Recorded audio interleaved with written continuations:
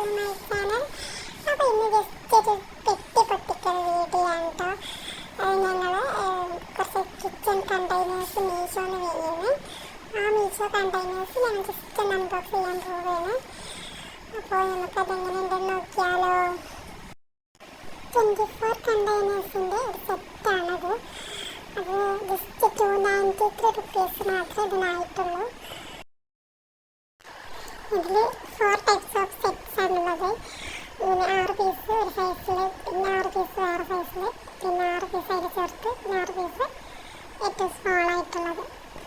നല്ല യൂസ്ഫുൾ ആയിട്ടുള്ളതാണ് കേട്ടോ. കാരണം ആദ്യത്തെ അത്യാവശ്യം നല്ല സൈസ് ഉണ്ട്.